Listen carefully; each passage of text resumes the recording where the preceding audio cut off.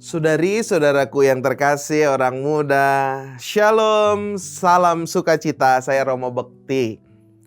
Kalau kita di luaran ya, di dunia ini, kita itu sudah termasuk masyarakat 5.0 ya. Masyarakat yang senantiasa hidup berdampingan dengan teknologi, internet ya, kecerdasan buatan, jaringan dan lain sebagainya. Sudah sangat maju. Maka saya mau mengajak kita semua, umat Keuskupan Agung Jakarta, untuk juga masuk ke dalam komunitas gereja 5.0. Ya, artinya apa? Kita menggunakan berbagai macam cara, terutama media, teknologi, internet. Untuk apa? Untuk berpastoral. Siapa di sini yang punya akun media sosial? Anda punya? Pasti kita punya semua. Siapa ya di sini yang punya akun YouTube? Anda aja nonton ini lewat YouTube.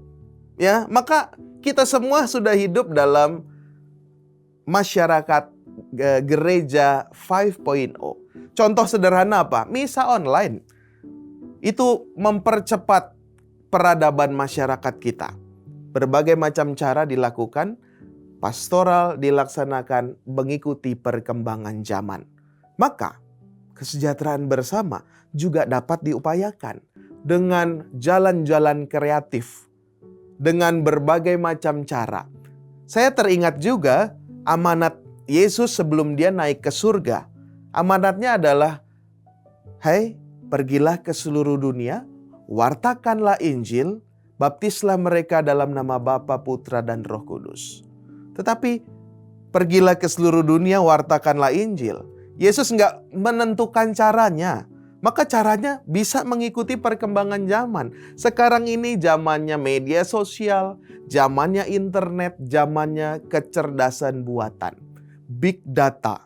Ya, kita mau juga berpastoral dengan itu. Dengan data-data yang kita miliki. Dengan media-media sosial yang kita miliki. Baik secara komunitas, paroki, kategorial, keuskupan, komisi-komisi, maupun secara pribadi. Kita mau senantiasa mengabarkan kabar sukacita melalui media-media teknologi digital itu. Karena tidak dipungkiri, kita harus, saya ajak harus masuk ke dalam dunia itu. Karena masyarakat kita sudah masyarakat yang 5.0. Masyarakat yang sudah melek teknologi, apalagi di Keuskupan Agung Jakarta.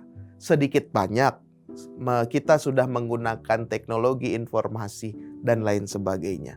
Maka saudari-saudara, ayo kita semua menjadi influencer, menjadi penyuara dari kesejahteraan bersama ini. Salah satunya apa?